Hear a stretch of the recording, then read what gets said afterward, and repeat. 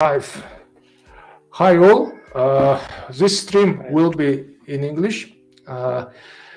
We talk today to Baubek, director and co-founder of B Intelligence, and Baubek is located in Dubai, and he's doing a lot of work with startups to scale startups from Central Asia to abroad, and particularly to Middle East.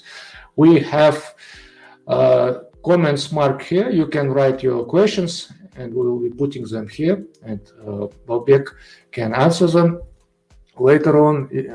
Even if you watch recording, you can also type questions in the comments later. We will answer later.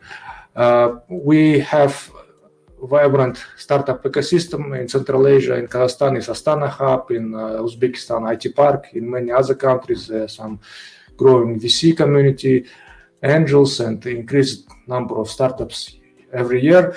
We discussed with Baubek what to talk about today. Baubek had a lot of ideas about, he wanted to describe ecosystem, and I said maybe let's do ecosystem later, and today just focus on scaling. To start off, Baubek, could you tell a little bit about yourself, about your background? Thank you, Oskar, for inviting. First of all, I'm glad to see you. Yeah, my background is more about finance. I used to work in the energy sector, consulting. Currently, I focus on consulting as well, and I focus on startups. So I used to live most of the time in Kazakhstan. Yeah, I used to study in Canada, then I did a master's degree in Belgium.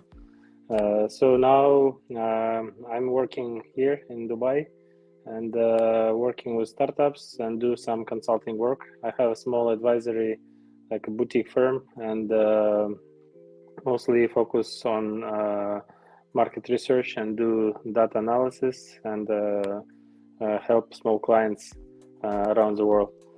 Yeah, so this is like more or less about me, and now thank you. Now it's. You had awesome research paper, and it's proper research deck. I never seen this level of research in Central Asia. You posted like few weeks ago, I think, in LinkedIn, and it had contained a lot of materials. And we have some startups who just starting, or they have ideas of their startup, but so many areas where to focus. If you could advise what are the trends in the industry, what startups have more chances to get funding and success, something about trends, please. Thank you. Sure. So we do help startups with market research. Actually, I think you are referring to research by most VC. So this is like a research done by many interesting people from most and different like VCs. And currently there are many trends. First of all, ecosystem in Kazakhstan and in Central Asia starts to boom. And the first trend was it started around 5 years ago, and when a lot of e-commerce marketplaces come in, and starting from Choco and other players, and as a result, now we see that there are more. All this ecosystem start to work, and the first trend I think happened actually last year. As you may know, because of Russian-Ukraine war. Kazakh and mostly Central Asian startups used to focus on those markets. We used to go to northern markets because of mentality, because of language. Now we can for sure say that those markets are closed for us, and startups was really focusing on VC, trying to go to other markets. And as we mentioned before, United States, for example, it's quite tough and difficult to go. It's very expensive. The European market is quite fragmented. As a result, there are two options left for Central Asian startups. It's the Middle East and Southeast Asia. Southeast Asia has a lot of its own type of problems in terms of language, like a lot of barriers to come in. And the Middle East looks like a more preferred option. Middle East, I include also Turkey. So Middle East sounds like very interesting market for Central Asian startups. And plus it's very rich in terms of average check for any market. So this is like a first trend. As a result, we see that for this year, there are so many startups had interest to come to Middle East market. And as a result, we saw, for example, many of them are trying to focus on the UAE, because UAE is a gateway to go to other markets such as Saudi. And Saudi is like 4 or 5 times bigger than UAE itself. But in the UAE, you can find a lot of these venture capital firms who help to boost the scaling in this market. Actually, we did a research. There are around 330 venture capital firms located in Dubai and Abu Dhabi. However, around 210 more likely are active, they do some business, but the most active is around 90 venture capital firms. 90 venture capital firms, they do big, I think it's quite big number. So what they do, they finance a lot of startups who are trying to go to MENA region. MENA also I count Egypt, Jordan, Qatar, and Oman. But Qatar, Oman, Bahrain, Kuwait, they're quite small. But everyone is trying to capture Egypt and Saudi. So, for example, just like examples, right? There are so many startups. We can name them like Cerebra, Citix, Citiogram, plus there are a lot of HealthTech and MedTech startups trying to go to this market. And this is quite interesting for them because it is quite big market. And there are so many accelerators and incubators in this region. And even within the UAE, you can even find different accelerators, incubators between Dubai and Abu Dhabi. There is we can say that there is like a small fight between those two cities to bring and gather those startups and to make this ecosystem over here. So this is like a biggest trends. And the plus, I think the third one, even not Kazakhstan and Central Asia, but now Russian and Ukraine startups or companies like co-founders, IT specialists, they're trying and move to this market, to UAE, and now they are working over here. People say that there are already 500,000 Russian-speaking community in Dubai alone right now. In Dubai, there is 3.5 million. So there is a big already community of people and plus startups. So this is what's going on about trends. But thank you. I've been doing some notes. After this, I will post it. And guys, you can type questions. They will look like this. For example, I will type, and it goes here, and we will see them, and Baubek can answer them. This is my test question. Usually, if I'm legal entity in Central Asia, for example, I have TOO, some IP in Kazakhstan, and if I want to operate in Estonia, from my experience, or I don't know, in Turkey, and investor in Turkey, they will not invest to Kazakhstan legal entity. And if we talk Middle East, And you mentioned there is competition between Abu Dhabi and Dubai. Where better to open legal entity, where it has like easier, maybe somewhere you can open remotely. Do you have such data? Yeah. There are a lot of different free zones. For example, in Dubai, you can find Dubai Technology Entrepreneurship Campus. It is some kind of Silicon oasis, like a Silicon Valley of Middle East. There are many startups over there. They have a Sandbox and their own incubator and accelerator program, plus they have their own venture capital firm. Plus, in Dubai, you have similar like in Kazakhstan, similar like in AIFC, Astana International Financial Center. So here they have DIFC, Dubai International Financial Center. Yeah, for DIFC, there are mostly like FinTech companies like registered. And we have also Dubai Internet City, but in Dubai Internet City, mostly like large, medium or large enterprises such as even giants like Facebook, Amazon, Google, they are registered over there. So mostly startups don't go there. In Abu Dhabi, you have Hub 71, which is like a very big ecosystem over there they also built, and they have a lot of venture capital firm within Hub 71. So this is like most biggest like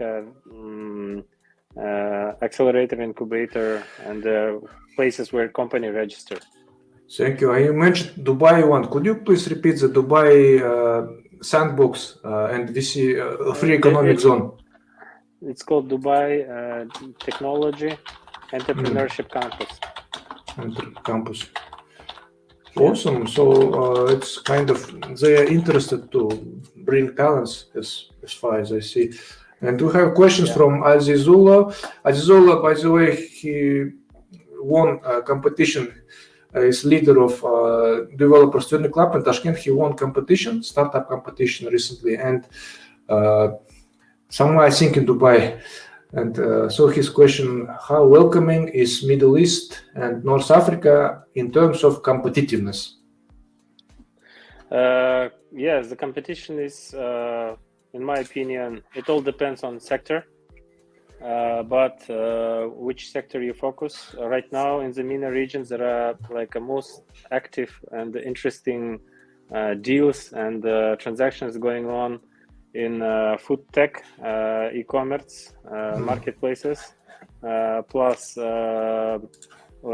mostly focusing on mobility, SaaS and the logistics, plus EdTech and more. Plus EdTech and HealthTech and PropTech. So, for example, in Kazakhstan or Central Asia, we try to focus mostly on e-commerce and marketplaces, FinTech, very active in Kazakhstan, and EdTech, HRTech, and HealthTech. So, but here, I think there are a lot of opportunities you can do in InsurTech, like something like also very popular blockchain plus crypto, very active. They built a huge ecosystem, more than around 400 companies registered last year. And as you may know, Dubai and Abu Dhabi, it's one of the biggest like blockchain centers and the plus like crypto centers in the world. So competitiveness, yes, it's very competitive. But mostly it's because of Indian and Pakistani and Bangladesh community. So why it is like that? Because there is around 3.3 million Indians live over here, and mostly a lot of IT specialists. They work and develop IT solutions in India, and they're trying to scale over here.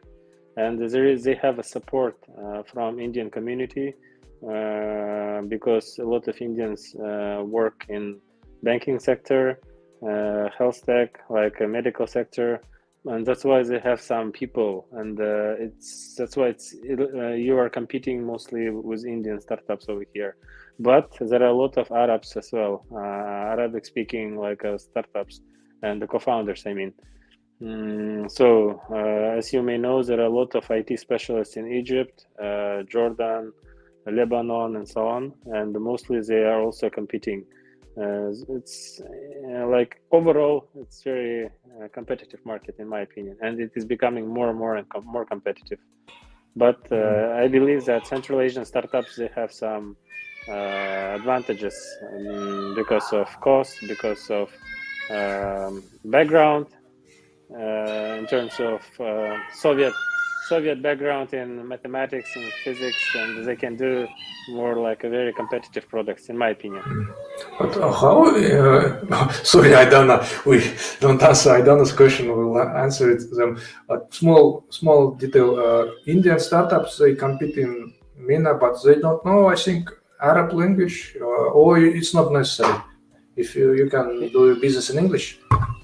In Dubai and the UAE, in the UAE alone, it's 10 million people, and only 1 million it's Arabs. So, which is 10%, and the rest is all expats. As a result, everywhere in Dubai, Abu Dhabi, people speak English.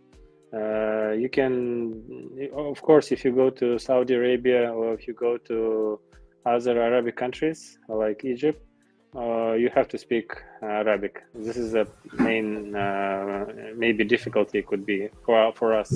But UAE, because it's in English, it's the best like a testing ground, you know, like you can do a lot of MVPs over here and then check whether it will work out or not. If it will work out, then you can scale in other like countries like Saudi. Thank you.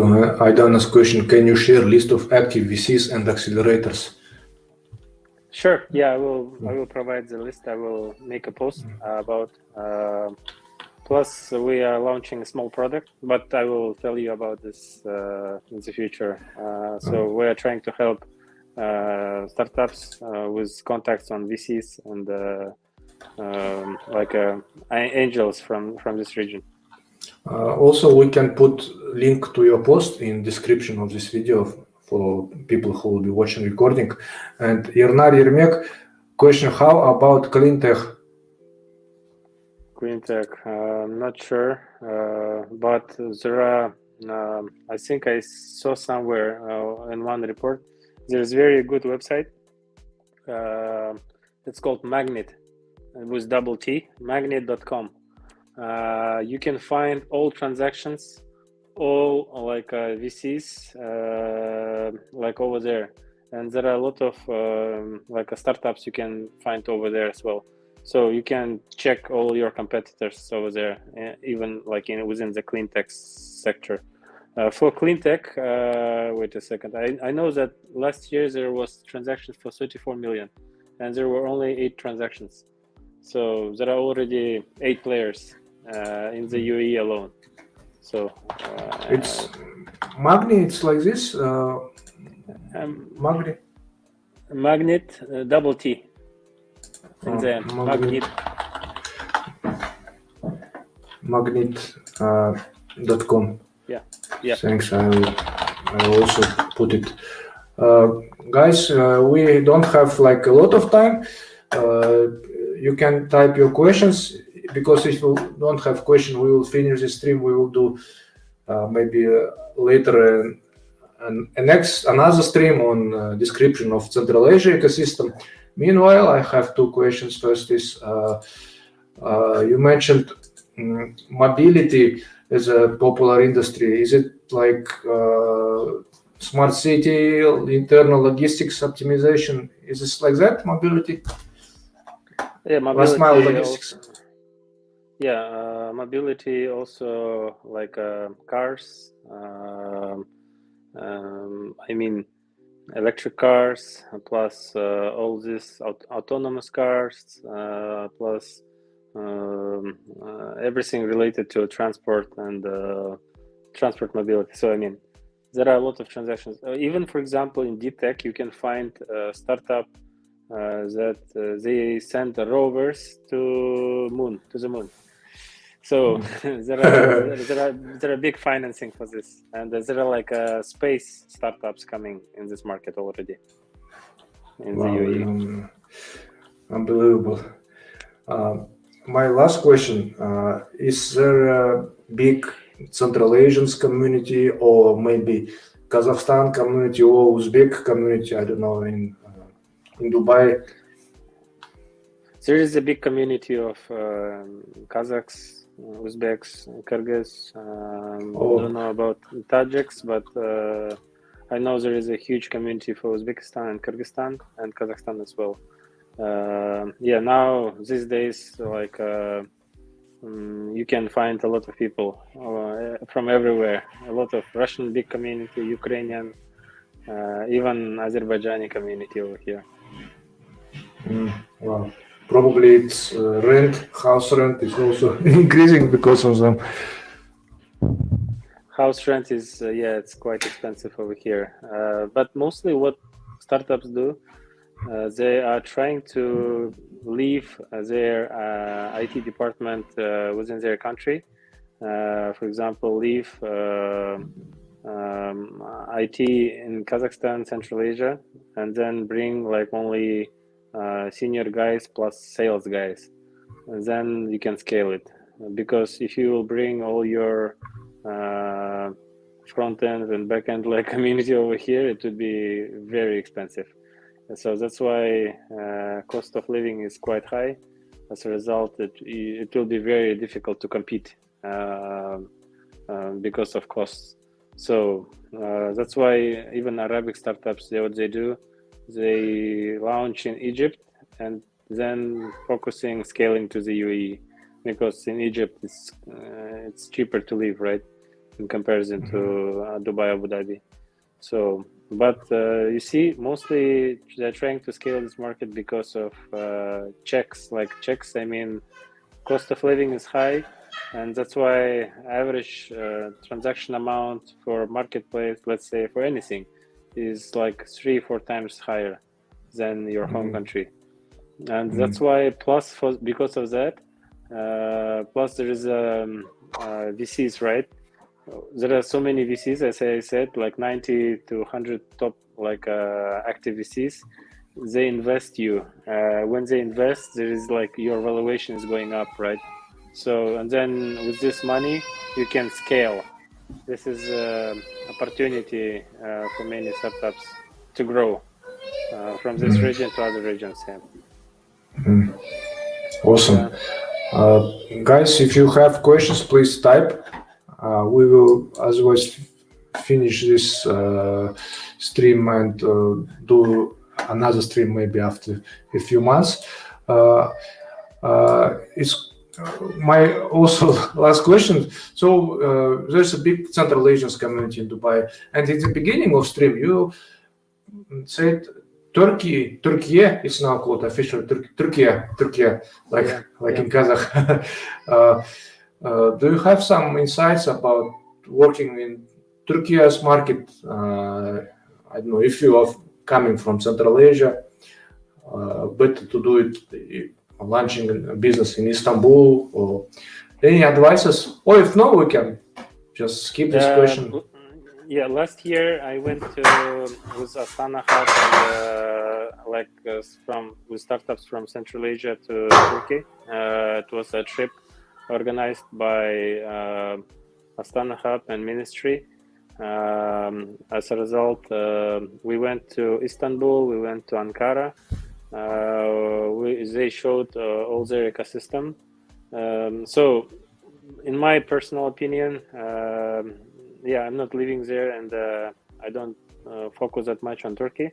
But mostly, as I understood, right now Turkey is still a little bit closed market for us because you need to. There is like language barrier. Plus, they don't allow to bring like all those international startups to Turkish market. There's like local VCs. Yes, you can find large international VCs, but I'm not aware of any international startups that are scaling into Turkish market. Yes, there are scaling, but not that much. I mean, over here in the, for example, other Middle East like UAE, Saudi, you can hear so many startups from the US, Europe, even like from South America going to this market. But for Turkish market, it's a little bit, it looks like there are some barriers to enter. That's why it's a little bit difficult, in my opinion. But it was last year, it could change this year. So it's better to check month by month, you know. So market is changing, yeah. Thank you. It's, I didn't know that. And Yernar, is there any former Soviet Union VC located in MENA?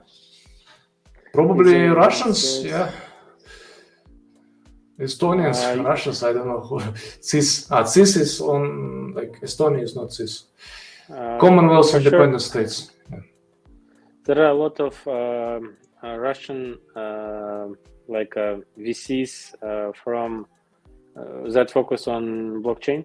For sure, I know about this. There are VCs focused on gaming sector. They have offices in Dubai. There is one VC that focus on HealthTech and MedTech. I can send the link, but there are not so many other like Russian VCs that operate this market. I heard some Uzbek VC, some Frontier, Frontier Market VC from Uzbekistan/London. Was they not registered there? Right? Yeah. When I say about 90 to 100 VCs, I mean those VCs are registered at DIFC or Abu Dhabi, like really registered venture capital firms. Of course, there could be VCs from London that could potentially invest into this market. So I'm not talking about those like VCs. Probably there are some CIS venture capital firms, but right now there is not such a big connection between CIS VCs and MENA VCs, in my opinion. And this is what we are trying to do, and to do like to make this bridge and connection, so that MENA countries, they will know and be aware about Central Asian startups and community. So, what an awesome epilogue for this discussion, guys! You can reach out to Baubek for expertise on scaling. Link is in the description. If you have startups, if you are a startup founder ready for scaling, apply to our Google for Startup Central Asia Startup Program. Is made jointly with Astana Hub. It's called Silkoy Accelerator application. I think deadline is passed for this much, but you can apply. You can try. And if you are VC, join our demo day for Silkway. It will happen somewhere, I think somewhere in September. Follow the details, subscribe to our channel, and thank you, Baubek. Let's repeat this someday after a few months. Have a nice weekend. Thank you for devoting time. Bye-bye. Thank you. Bye. Thank you. Bye-bye. Bye-bye.